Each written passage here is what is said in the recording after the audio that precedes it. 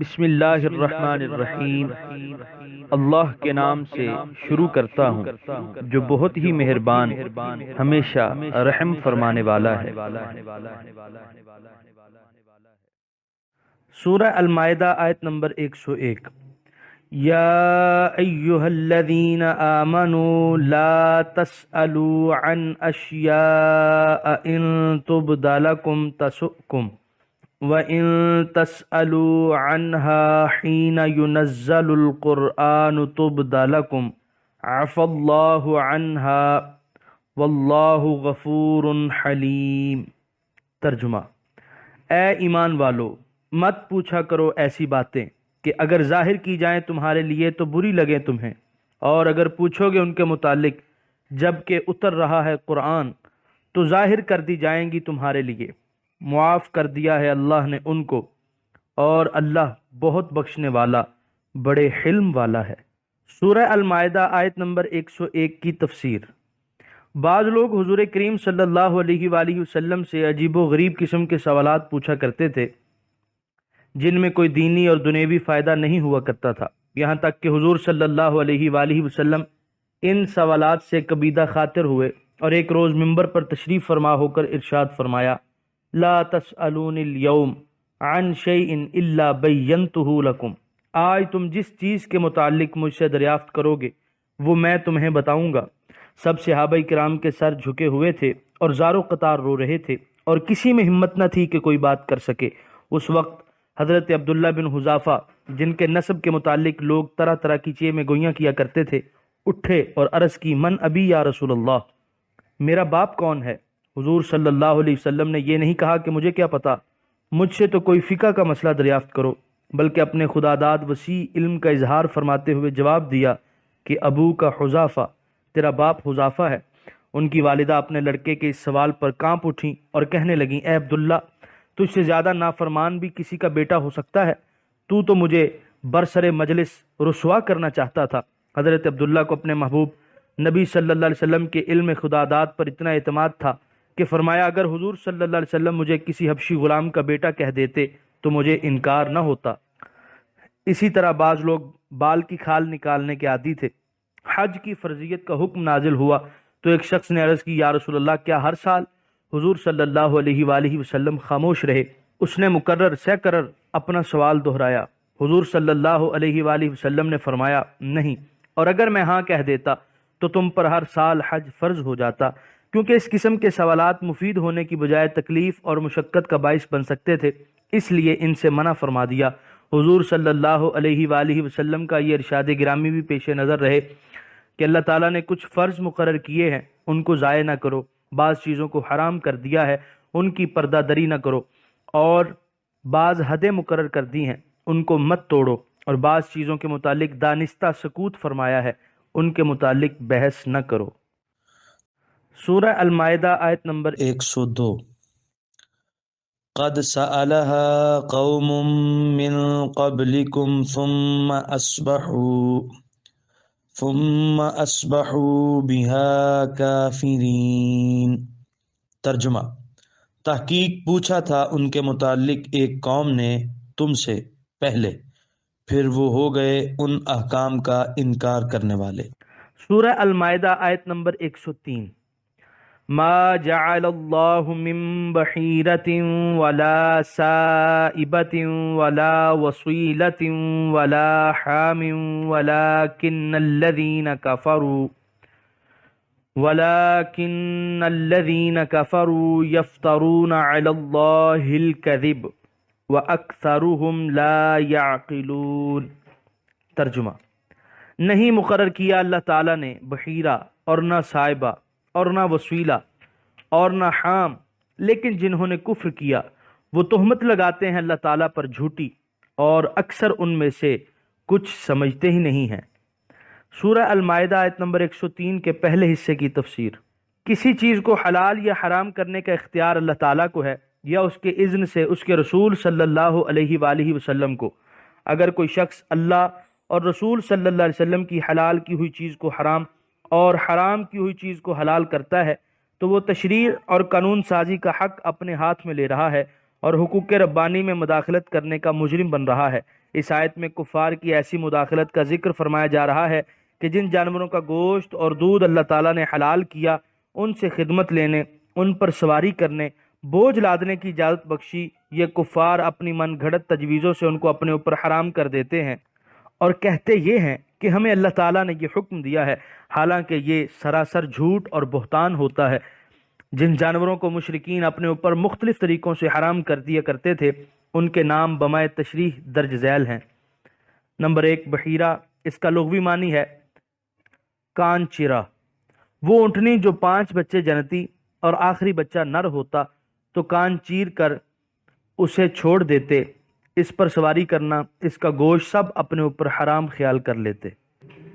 Number 2، Saiba, اگر کوئی آدمی سفر پر جاتا یا بیمار ہوتا تو وہ نظر مانتا کہ اگر میں خیریت سے گھر پہنچ گیا یا اس بیماری سے صحت یاب ہو گیا تو میری یہ اونٹنی صائبہ ہوگی اور اس کا دودھ، گوشت اور اس پر سواری بھی بحیرہ کی طرح حرام تصور کرتے۔ نمبر 3، وسیلہ، ان کی بکری اگر بچی جنتی تو اسے اپنے لیے رکھ لیتے اور بچہ جنتی تو وہ ان کے بتوں کا ہوتا، اور اگر ایک شکم سے بچی بچہ دونوں جنتی تو پھر بھی بچی کو بچے کے ساتھ ملا کر بتوں کی نظر کر دیتے۔ یہ بچی جو اپنے بھائی کے ساتھ مل کر بتوں کی نظر ہوتی، اس کو وسیلہ کہتے۔ وصلت اخاہا۔ نمبر 4، حام، وہ اونٹ جس کی جفتی سے 10 بچے پیدا ہوتے، اس کی سواری وغیرہ بھی اپنے اوپر حرام کر دیتے اور اسے حام کہا جاتا۔ بیزاوی، یہ سارے جانور وہ اپنے بتوں کے لیے نظر کرتے اور ان سے کسی قسم کا فائدہ اٹھانا اپنے اوپر حرام کر دیتے۔ سورہ المائدہ آیت نمبر 103 کے بقیہ حصے کی تفسیر۔ لیکن جنہوں نے کفر کیا وہ تہمت لگاتے ہیں اللہ تعالیٰ پر جھوٹی۔ یہ رسوم بد تو ان کی من گھڑت ہے، لیکن نسبت ان کی اللہ تعالیٰ کی طرف کر دیتے ہیں، حالانکہ اللہ تعالیٰ نے ہرگز یہ حکم نہیں دیا، بلکہ اس نے تو ان جانوروں کو پیدا ہی اس لیے فرمایا ہے کہ انسان انہیں کھائے، ان کا دودھ پیے، ان پر سواری کرے اور ان پر اپنا سامان وغیرہ لادے۔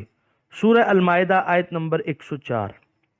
وَإِذَا قِيلَ لَهُمْ تَعَالَوْا إِلَى مَا أَنزَلَ اللَّهُ وَإِلَى الرَّسُولِ قَالُوا حَسْبُنَا مَا وَجَدْنَا عَلَيْهِ آبَاءَنَا أَوَلَوْ كَانَ آبَاؤُهُمْ لَا يَعْلَمُونَ شَيْئًا وَلَا يَهْتَدُونَ۔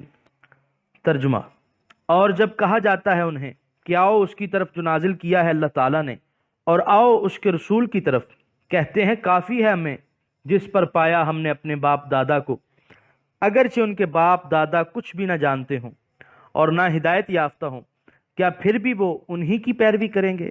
سورہ المائدہ آیت نمبر 104 کے پہلے حصے کی تفسیر۔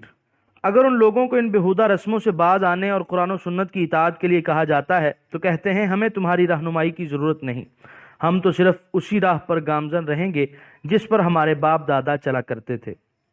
سورہ المائدہ آیت نمبر 104 کے بقیہ حصے کی تفسیر۔ اگرچہ ان کے باپ دادا کچھ بھی نہ جانتے ہوں، اگرچہ ان کے باپ دادا جاہل اور گمراہ ہی کیوں نہ ہوں، یہ ان کی ہی تقلید کریں گے۔ معلوم ہوا کہ ایسے باپ دادا کی پیروی سے روکا جا رہا ہے جو جاہل اور گمراہ ہوں۔ اس آیت سے ائمہ مجتہدین اور اولیاء کاملین کی تقلید کی ممانعت نہیں، اور اس کی کھلی وجہ یہ ہے کہ ان کی تقلید عین اللہ اور اس کے رسول صلی اللہ علیہ وسلم کی اطاعت ہے، کیونکہ ان کی زندگیاں اسی اطاعت کاملہ کی زندہ تصویر ہوا کرتی ہیں۔ سورہ المائدہ آیت نمبر 105۔ یا ایہا الذین آمنوا علیکم انفسکم لا یضرکم من ضل اذا اہتدیتم الی اللہ مرجعکم جمیعا فینبئکم بما کنتم تعملون۔ ترجمہ، اے ایمان والو، تم پر اپنی جانوں کا فکر لازمی ہے، نہیں نقصان پہنچا سکے گا تمہیں جو گمراہ ہوا جب کہ تم ہدایت یافتہ ہو۔ اللہ کی طرف ہی لوٹ کر جانا ہے تم سب نے، پھر وہ آگاہ کرے گا تمہیں جو تم اس دنیا میں کیا کرتے تھے۔ سورہ المائدہ آیت نمبر 105 کی تفسیر۔ کفار کا عناد اور کفر پر ان کا اصرار دیکھ کر صحابہ کرام بہت رنجیدہ خاطر رہا کرتے تھے۔ ان کی تسلی کے لیے یہ آیت نازل ہوئی کہ تم اپنی اصلاح اور سلامت روی کے ذمہ دار ہو، اگر تم راہ راست پر ثابت قدم رہے تو کسی کی گمراہی تمہیں ضرر نہیں پہنچائے گی۔ ہر شخص اپنے اعمال کی جزا و سزا بھگتے گا، لیکن اس سے کوئی یہ نہ سمجھ لے کہ جب ہم خود نیکوکار اور صالح ہیں تو کسی کو نیکی کا حکم کرنا اور برائی سے روکنا ہم پر لازم نہیں۔ یہ خیال سراسر غلط ہے۔ حضرت صدیق اکبر رضی اللہ عنہ نے اس غلط فہمی کا پہلے ہی ازالہ فرما دیا تھا۔ آپ ایک روز خطبے کے لیے کھڑے ہوئے، حمد و ثنا کے بعد فرمایا، تم یہ آیت علیکم انفسکم پڑھتے ہو اور اس کا غلط مفہوم ذہن میں رکھتے ہو۔ میں نے حضور کریم صلی اللہ علیہ وسلم کو یہ فرماتے ہوئے سنا ہے کہ لوگ جس وقت برائی کو دیکھیں اور پھر اس کو درست نہ کریں تو کچھ بعید نہیں کہ اللہ تعالیٰ سب کو اپنے عذاب کی گرفت میں لے لے۔ سورہ المائدہ آیت نمبر 106۔ یا ایہا الذین آمنوا شہادت بینکم اذا حضر احدکم الموت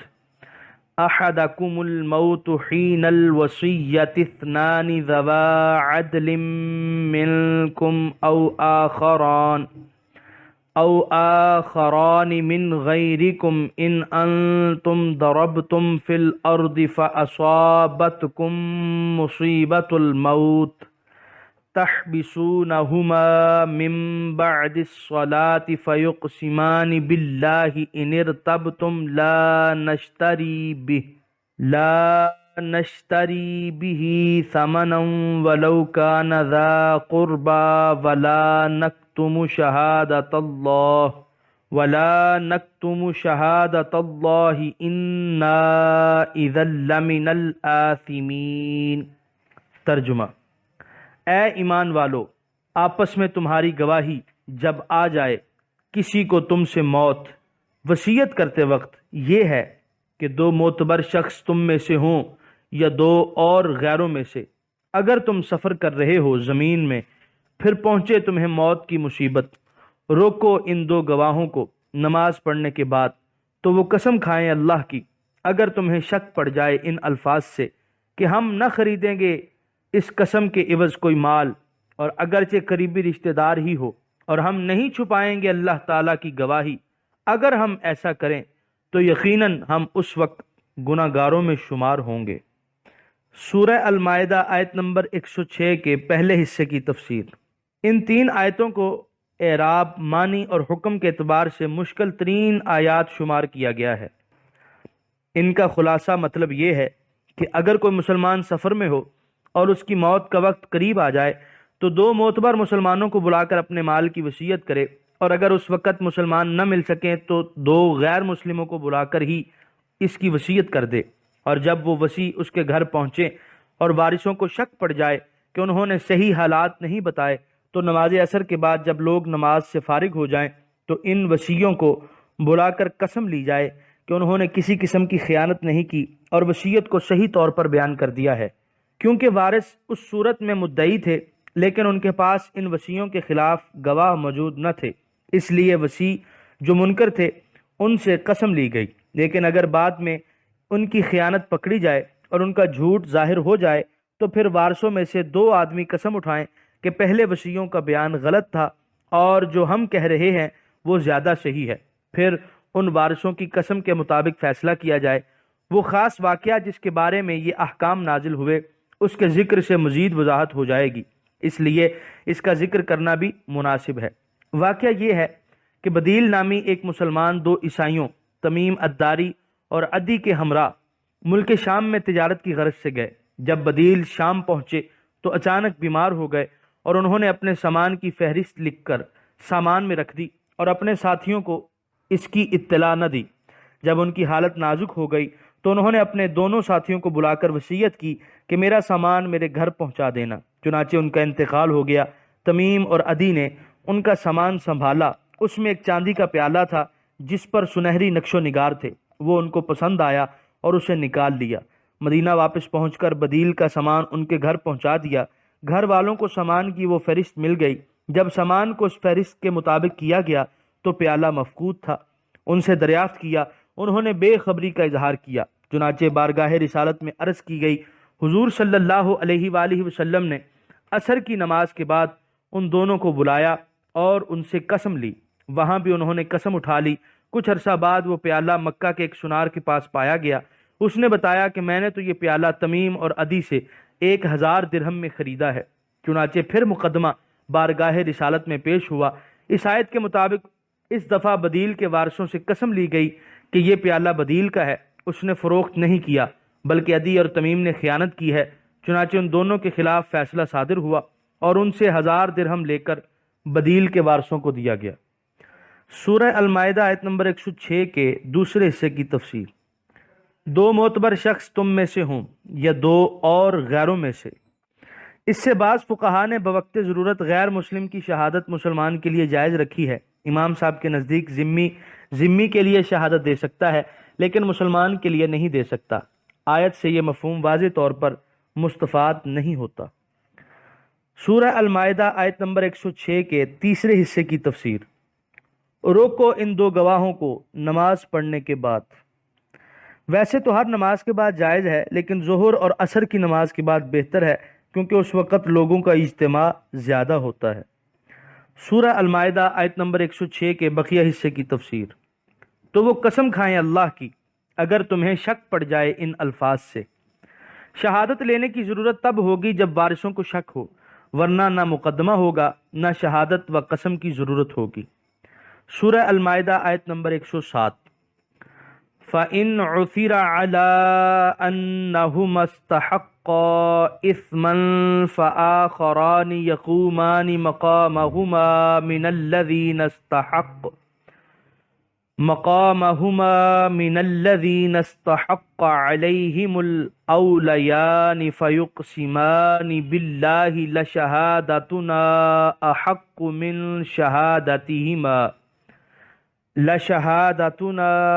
أحق من شهادتهما وما اعتدينا إنا إذا لمن الظالمين۔ ترجمہ۔ پھر اگر پتہ چلے کہ وہ دونوں گواہ سزاوار ہوئے ہیں کسی گناہ کے تو دو اور کھڑے ہو جائیں ان کی جگہ، ان میں سے جن کا حق ضائع کیا ہے پہلے گواہوں نے، اور یہ نئے دو گواہ قسم اٹھائیں اللہ کی کہ ہماری گواہی زیادہ ٹھیک ہے ان دو کی گواہی سے اور ہم نے حد سے تجاوز نہیں کیا، اور اگر ہم ایسا کریں تو بے شک اس وقت ہم ظالموں میں شمار ہوں گے۔ سورہ المائدہ آیت نمبر 108۔ ذَلِكَ أَدْنَىٰ أَن يَأْتُوا بِالشَّهَادَةِ عَلَىٰ وَجْهِهَا أَوْ يَخَافُوا أَن تُرَدَّ أَيْمَانٌ بَعْدَ أَيْمَانِهِمْ وَاتَّقُوا اللَّهَ وَاسْمَعُوا وَاللَّهُ لَا يَهْدِي الْقَوْمَ الْفَاسِقِينَ۔ ترجمہ۔ یہ طریقہ زیادہ قریب ہے کہ گواہ دیا کریں گواہی جیسا کہ چاہیے، یا خوف کریں اس بات کا کہ لوٹائی جائیں گی قسمیں میت کے وارثوں کی طرف ان کی قسموں کے بعد، اور ڈرتے رہو اللہ سے اور سنو اس کا حکم، اور اللہ تعالیٰ ہدایت نہیں دیتا فاسق قوم کو۔ سورہ المائدہ آیت نمبر 108 کی تفسیر۔ یوں نماز کے بعد مجمع عام میں جب قسم لینے کا قانون ہوگا تو وسیع بھی جھوٹ بولنے سے اجتناب کریں گے، اور وارث بھی اللہ کے گھر میں اللہ کی مخلوق کے سامنے ناجائز مطالبہ نہیں کریں گے۔ دونوں کو علم ہوگا کہ ہمیں قسمیں اٹھانا ہے۔ یہاں پر 7ویں پارے کا 4تھا رکوع مکمل ہوا۔